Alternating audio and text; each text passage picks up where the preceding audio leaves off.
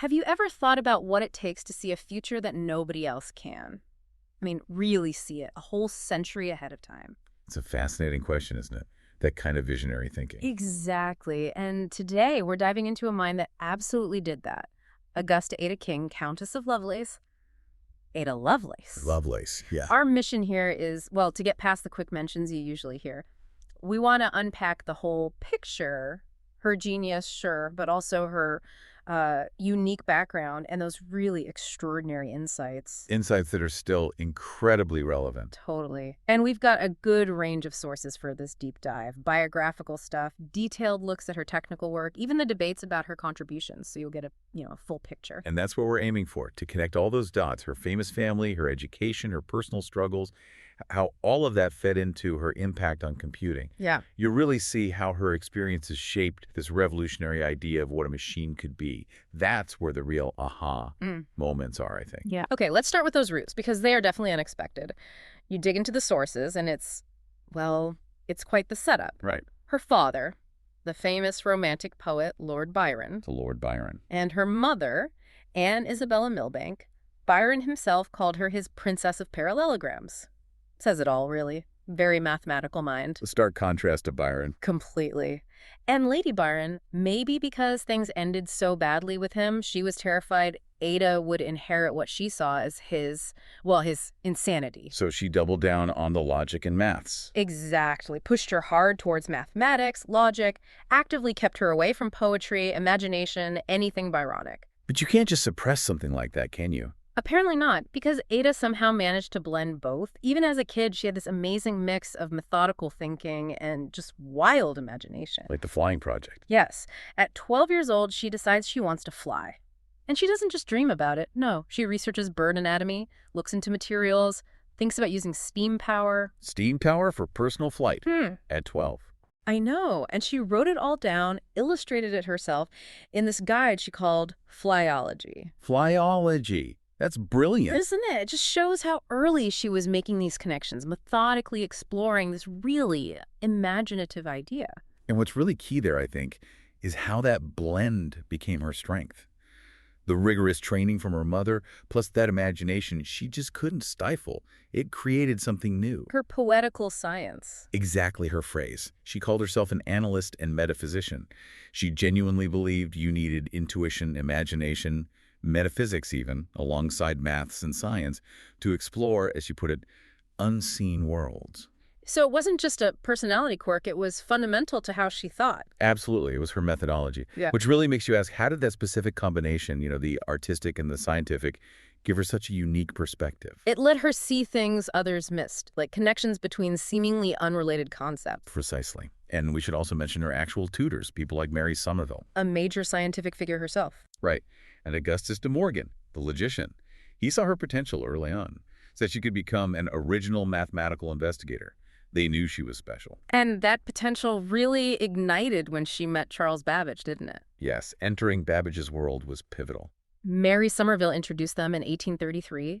Ada was only 17, and she saw his difference engine prototype. That huge, intricate calculating machine. And was immediately captivated. That meeting sparked this long, intense collaboration and friendship. Babbage was clearly impressed. He called her the Enchantress of Number. Or sometimes numbers, yeah. Yeah. A famous nickname. Now, in her adult life, she married William King, later the Earl of Lovelace, making her the Countess. They had 3 children. So a conventional aristocratic life in some way. On the surface, maybe. But the sources also show it wasn't straightforward. She battled serious illnesses throughout her life.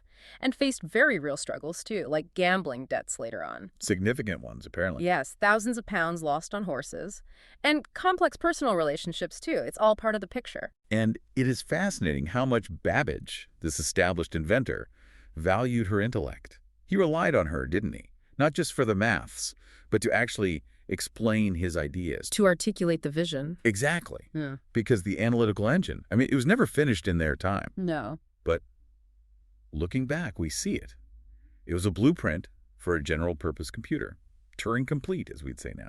It could theoretically do any calculation. The ancestor of everything we use today. A full century before its time. Babbage was the originator, the father of the computer, no doubt. Yeah. But Lovelace's role in interpreting and crucially expanding on that vision was fundamental. And that role really came into focus with her work on translating that article about the analytical engine. Ah, yes, the Menabrea paper. Right. Between 1842 and 43, she translated this French article by Luigi Menabrea, but she didn't just translate it. No, she added her own notes. Huge notes, 7 of them labeled A to G, and her notes ended up being about 3 times longer than the original article, published under her initials, AAL. Quite the addition. And Note G is the really famous one.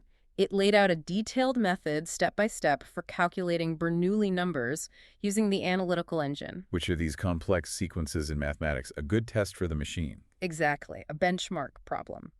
And that detailed plan in Note G, that's what's often called the first published computer program. Okay, the first published one.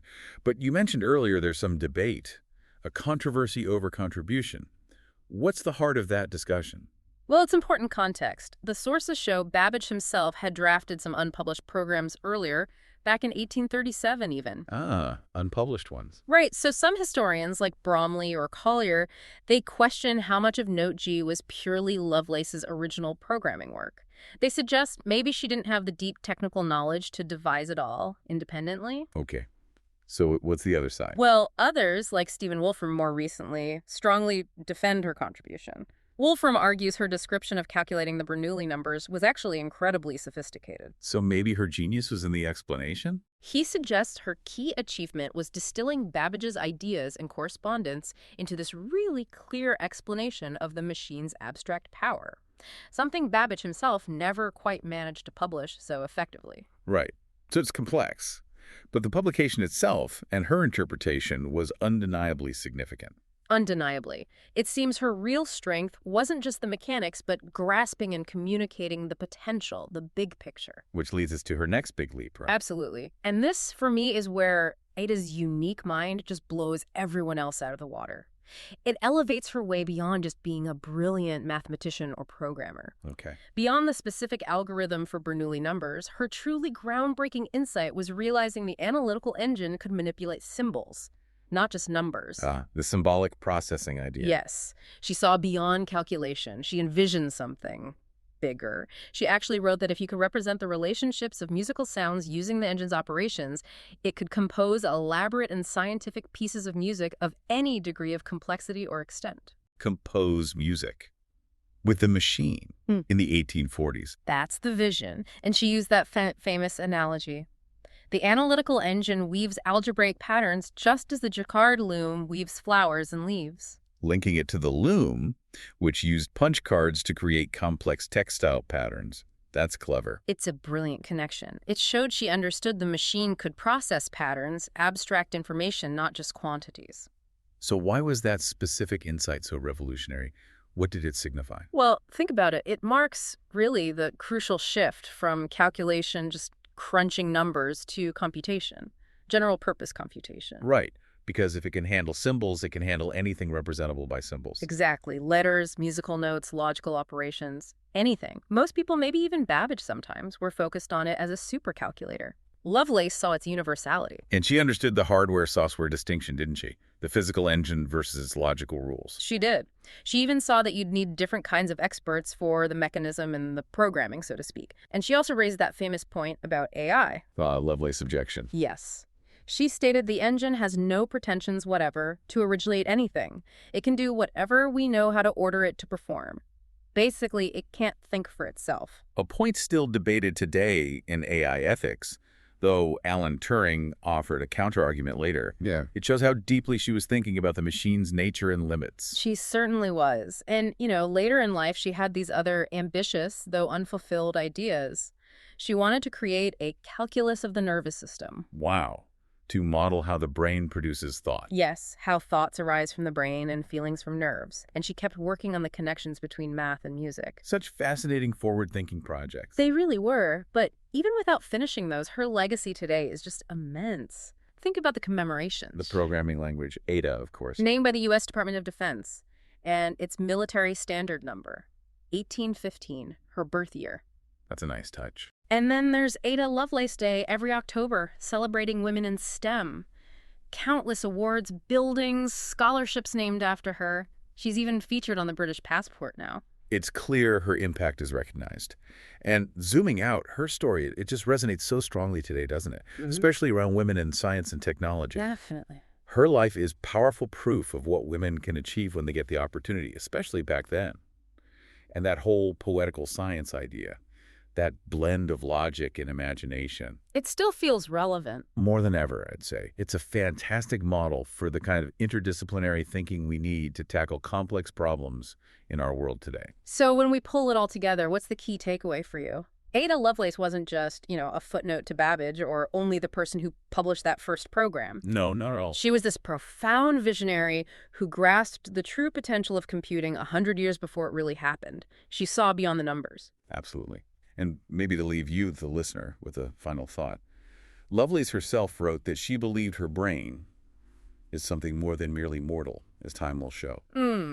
Prophetic words. They really make you think, don't they, about how we define intelligence, creativity, both in ourselves and increasingly in the machines we build. Her unique mix of logic and imagination, it still challenges us, I think, to expand our own ideas of what's possible.